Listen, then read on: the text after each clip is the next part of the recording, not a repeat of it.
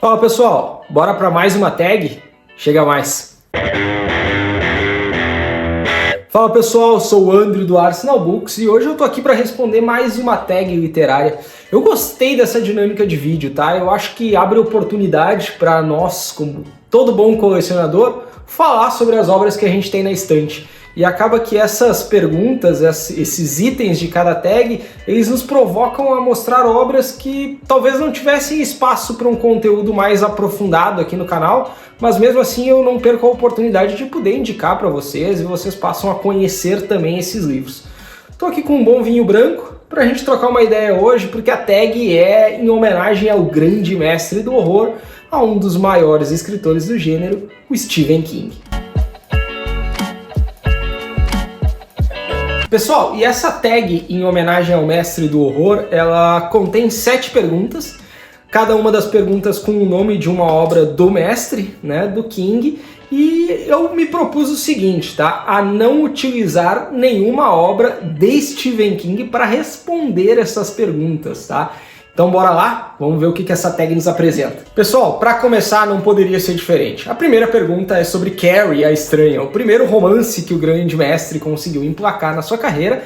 E essa pergunta, ela diz o seguinte: uma obra que tenha um personagem estranho. E para responder essa, eu peguei um grande clássico da literatura, tá? E é Metamorfose, do mestre Kafka. Então, em Metamorfose, a gente vai acompanhar a jornada do nosso protagonista, o Gregor Samsa, que num belo dia pela manhã, antes de sair para trabalhar, ele não consegue levantar da cama porque ele acorda metamorfoseado, como ele mesmo diz. E ao longo de toda a obra aqui, não fica bem claro qual seria a criatura que ele se transformou, mas tu consegue imaginar algumas coisas bem grotescas, tá? Em particular, eu sempre tenho a imagem da barata na cabeça, não tem como, pra mim é uma barata. Mas e o Kafka aqui, obviamente, com toda a sagacidade da escrita do Kafka, ele apresenta essa narrativa surrealista para debater diversos temas vigentes à época, né? Só que o grande ponto aqui, eu vou mostrar para vocês essa edição no vídeo aqui, porque eu acho belíssima essa edição da Antofágica. A Antofágica geralmente faz livros belíssimos, tá? São mais caros, né? Mas tu paga o preço se tu quiser, de fato, uma edição mais caprichada, por assim dizer, tá? E aqui, Metamorfose, ela abre com uma frase que ficou muito clássica e sempre me vem um ensinamento à cabeça quando eu leio esse tipo de coisa, tá? E eu vou ler essa primeira passagem do livro porque o livro começa assim, tá? Quando Gregor Samsa, certa manhã, despertou de sonhos intranquilos, encontrou-se em sua cama metamorfoseado em um inseto monstruoso. Então assim, já fica, logo nas primeiras palavras, o Kafka já põe uma pulga atrás da orelha absurda, de como assim, metamorfoseado em um inseto, né? E tem coisa mais repugnante do que daqui a pouco tu se transformar num inseto, vídeo o filme A Mosca. Se não viram esse filme, olhem, por favor, A Mosca é um grande clássico do cinema de horror, um grande clássico do body horror e um dos melhores filmes do Cronenberg, tá? Cronenberg, grande cineasta, olhem A Mosca. Mas não fugindo muito, em Metamorfose a gente vai ver toda essa jornada do Samsa, tendo que descobrir o que está acontecendo com ele. Ele tem que levantar para trabalhar, só que ele não, obviamente ele não consegue sair do quarto, ele não consegue nem sair da cama, porque ele se transformou em algo que ele não faz ideia por quê, e a família dele fica preocupada, o chefe dele fica preocupado, e todo mundo tentando entender o que está acontecendo, e obviamente ninguém consegue entrar no quarto, e fica essa tensão absurda ao longo de toda a narrativa. É um livro curto, né, mas é um grande clássico da literatura mundial. Assim, falar sobre Kafka e falar sobre Metamorfose muitas vezes pode ser chover no molhado, mas para quem ainda não leu ou não teve contato com o autor, por favor, façam esse favor e leiam a Metamorfose. Traz muitos ensinamentos, é daquelas obras que cada vez que tu lê de novo, que tu relê e pensa sobre e debate sobre, isso aqui só cresce, só ganha importância Eu ainda vou planejar um material bem mais aprofundado para falar sobre Kafka e principalmente sobre a metamorfose.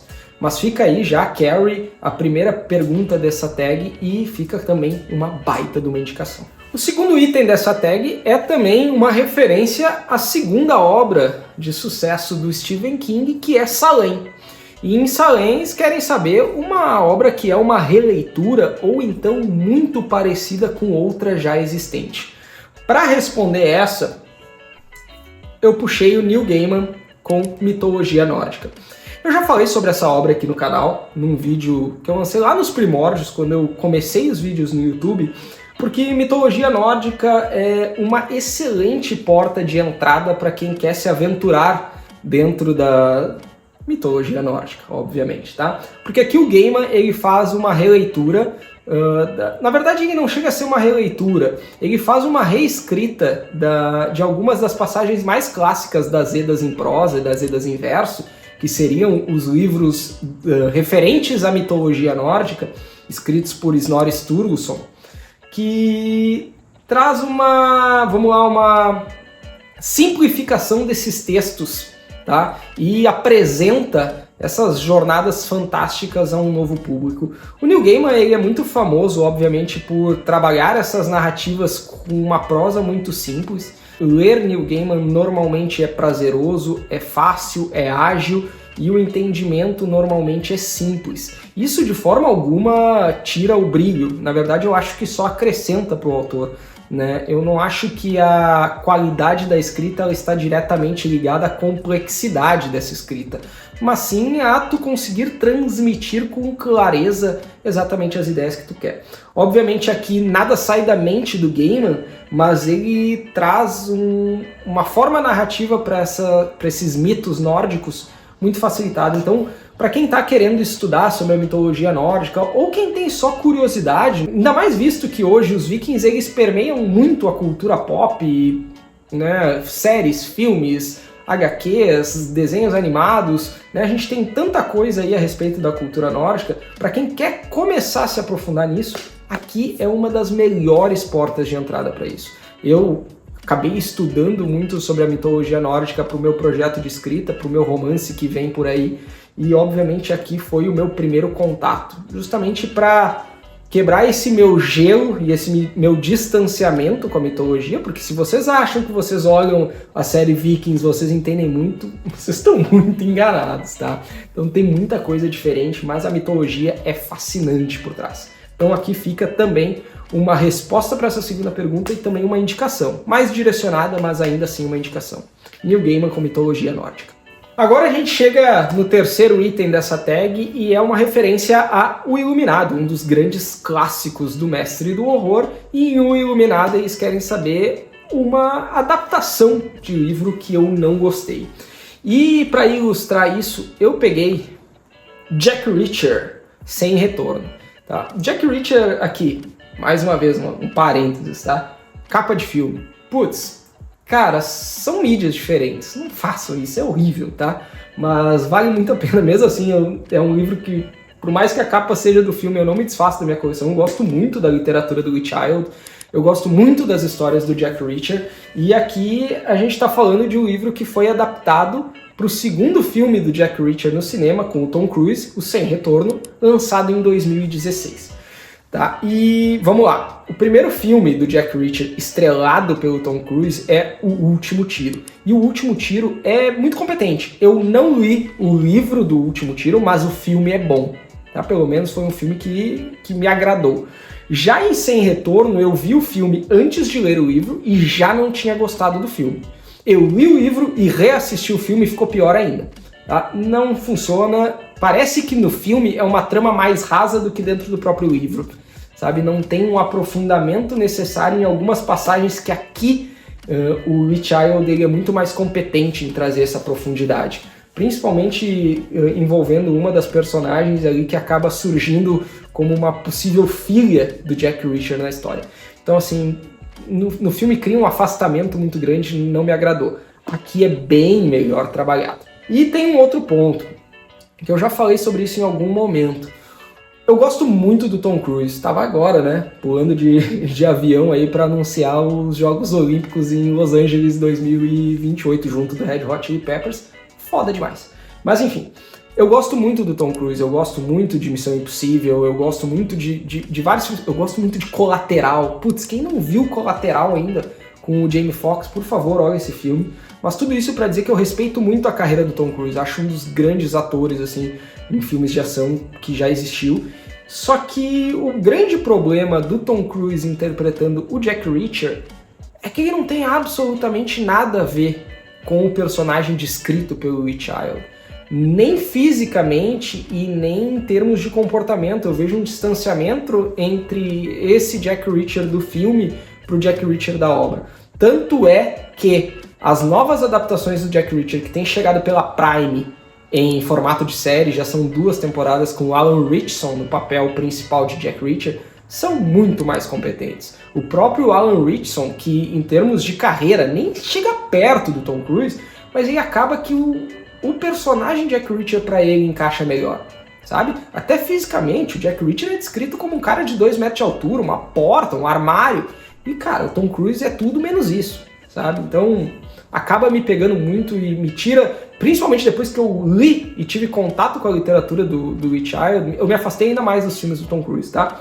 Então fica aí, Sem Retorno, uma baita indicação de literatura de ação, um thriller bem interessante, bem instigante, mas que o filme acabou deixando bastante a desejar. Isso aqui eu vou dar um gole porque ela é um pouco mais difícil.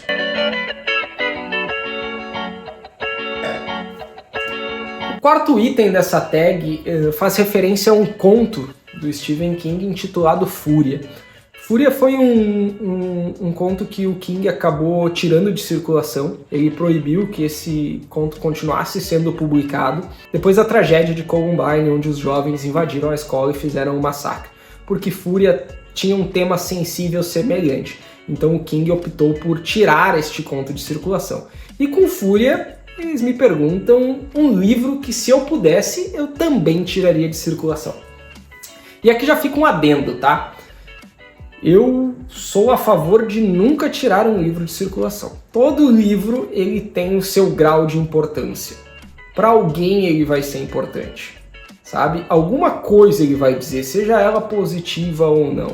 Nenhum livro é desnecessário, né? Se faz a pessoa ter o hábito da leitura, se provoca a pessoa a ler, já valeu todo o esforço que foi empregado dentro desse material, tá? Só que, obviamente, eu não estou aqui para fugir de nenhuma pergunta.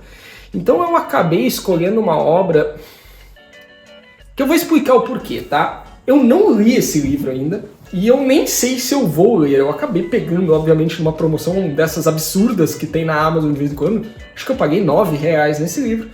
Mas o meu grande ponto é que eu li o primeiro volume e, assim, eu acho sensacional, mas o segundo eu juro que eu não consigo entender o porquê que ele existe.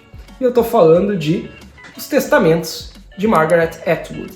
Os Testamentos é uma continuação de O Conto da Aia. Como eu disse, O Conto da Aia eu li faz cerca de 3 ou 4 anos.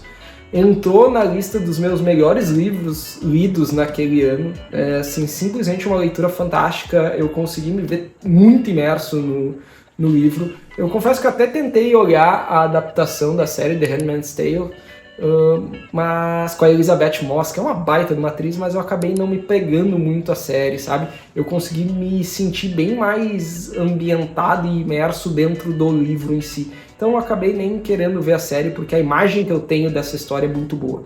E Os Testamentos eu simplesmente não consigo entender o porquê que ele está aqui, porquê que ele está entre nós, depois de tantos anos.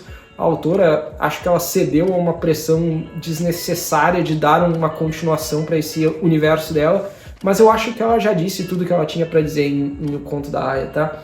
Eu espero, obviamente, estar redondamente enganado, eu espero que esse aqui seja um excelente livro, pelo menos próximo do que foi o primeiro. Me comenta aí vocês que já leram Os Testamentos, vale a leitura, mas eu coloco ele para responder essa pergunta porque eu não vejo sentido na existência dele. Não é que eu queria ver ele fora de circulação, eu só não consigo entender, até eu ler pelo menos, por que ele existe.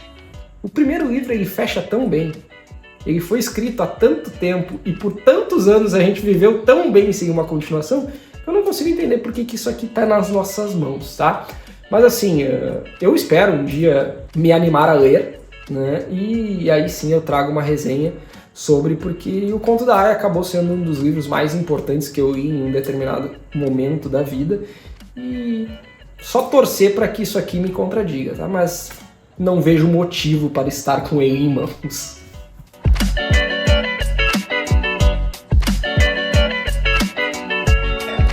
Bom, pessoal, e o próximo item dessa tag é sobre Sombras da Noite, um dos grandes livros de contos do Stephen King.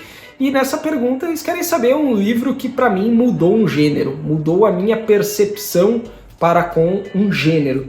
E eu trago um assim que é simplesmente fantástico, tá? Esse aqui é uma grande indicação que eu deixo para vocês nesse vídeo. Talvez junto de A Metamorfose, a melhor das indicações ao longo de todo o vídeo, tá? E eu tô falando de O Fim da Infância, do Arthur C. Clarke. E em O Fim da Infância, ele trouxe uma mudança de percepção minha para com o sci-fi, que o sci-fi podia me apresentar algo muito além do que eu já tinha lido, do que eu já tinha tido contato. Aqui a gente vai ver os alienígenas chegando de forma pacífica à Terra e tomando conta da nação através da incerteza, sabe? Do medo, mesmo que o medo ele não fosse justificado. Então tu tem toda uma construção narrativa onde tu tem essas grandes naves que estão pairando no céu e eles trazem uma influência sobre a raça humana absurda, até o ponto que tu vai ver por anos e anos essa trama ser desenrolada e culminar no final, no grande finale, que é simplesmente espetacular. Eu não vou falar muito sobre a trama, eu acho que é um livro essencial para todo mundo, e aqui eu não falo só de essencial para quem gosta do sci-fi, mas essencial para todos, porque traz temas de debate importantíssimos aqui sobre a civilização como um todo, né, e para onde a gente está indo. E assim, a forma de escrita do Arthur C. Clarke, ela é genial, a construção, e eu acho isso engraçado, tá? Normalmente, quando a gente pega um livro que trata sobre... que tem saltos temporais relevantes e uma mudança de personagens ao longo da trama, normalmente não é tão simples para o autor conectar o leitor e o seu personagem, porque eles acabam tendo pouco tempo de tela, por assim dizer, né? Muitas vezes tu não tem um aprofundamento muito bem construído, mas mesmo com esses saltos temporais no Fim da Infância, eu consegui me sentir de certa forma conectado com todo mundo que passa nessa trama, sabe? E isso para mim deu um ganho, né? Obviamente existe toda aquela questão de algumas obras elas têm um ganho muito maior dependendo do momento que tu lê, a cabeça com a qual tu está lendo aquele livro, mas assim, no Fim da Infância ele correspondeu a absolutamente tudo que eu esperava, na verdade muito mais, assim. Eu confesso que eu tinha um entendimento, eu conhecia a trama, mas eu não imaginava o que eu podia encontrar aqui. E O Fim da Infância é genial, tá? Se eu posso deixar uma grande indicação desse vídeo ao lado de Metamorfose do Kafka, é O Fim da Infância. E vamos lá, no sexto item a gente fala sobre o calhamaço do King, A Dança da Morte. E com essa pergunta, obviamente, eles querem saber um calhamaço que eu tenho aqui, que de certa forma eu tenho medo de desbravar.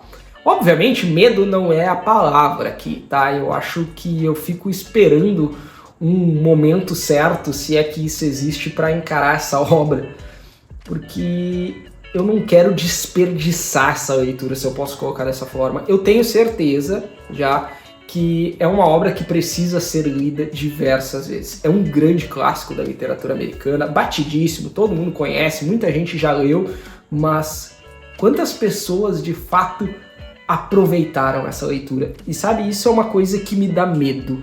Eu ler ela de uma forma errada ou em um momento errado que me desconecte dela, que me afaste e que eu não consiga, obviamente, absorver tudo que ela tem para me passar e muito menos eu tenha vontade de reler outras vezes. E eu tô falando nesse tijolo aqui, o Moby Dick, do Herman Melville, nessa edição absurda da Antofágica. Vou mostrar também, essa aqui chega a ser difícil de enquadrar no vídeo, vou mostrar na edição para vocês, tá?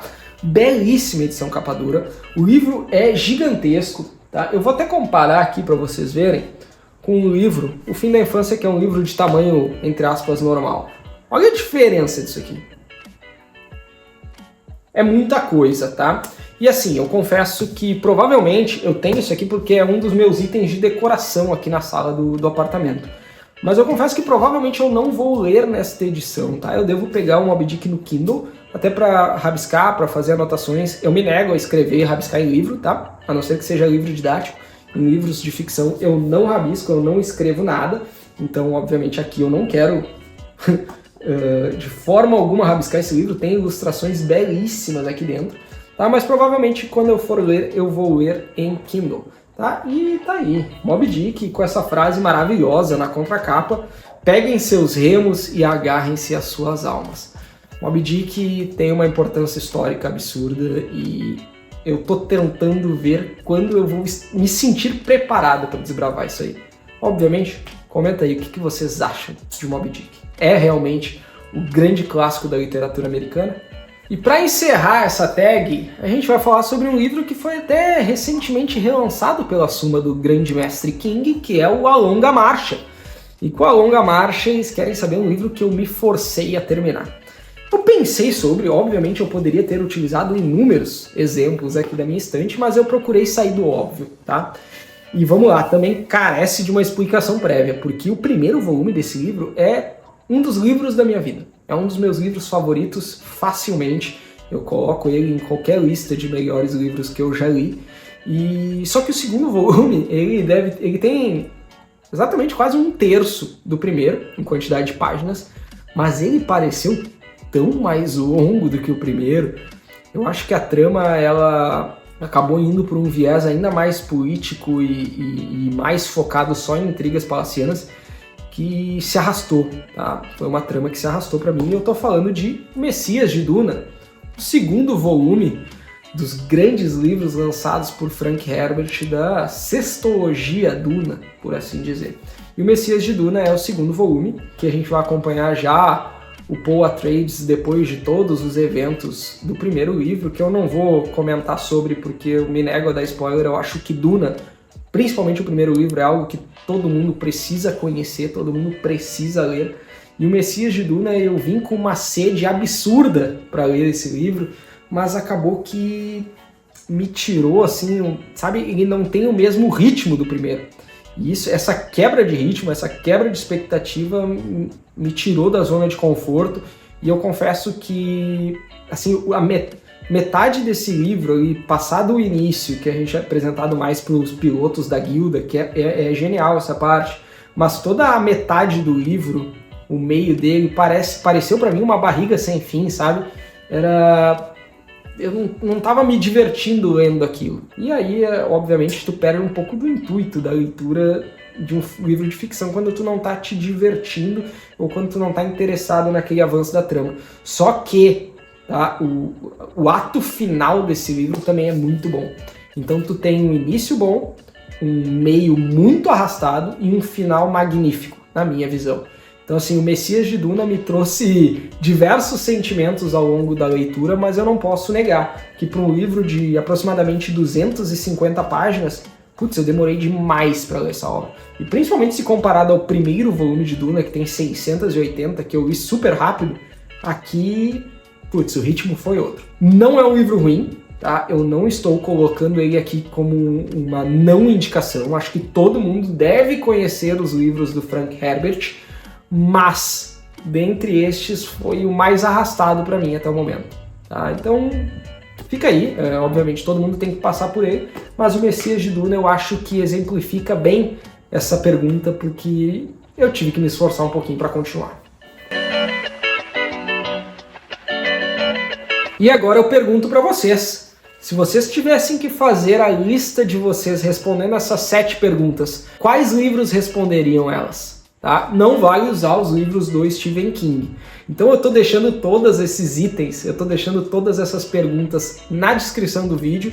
Comentem, coloquem nos comentários quais delas respondem cada uma das 7 perguntas, tá? E obviamente, curtiu esse conteúdo? Deixa teu like, comenta de novo a tua lista, compartilha esse vídeo com quem possa interessar, principalmente se inscreve no canal, ativa o sininho para notificação, ajuda demais o crescimento do canal. Semanalmente tem vídeo novo por aqui E, obviamente, acompanhe a página no Instagram também.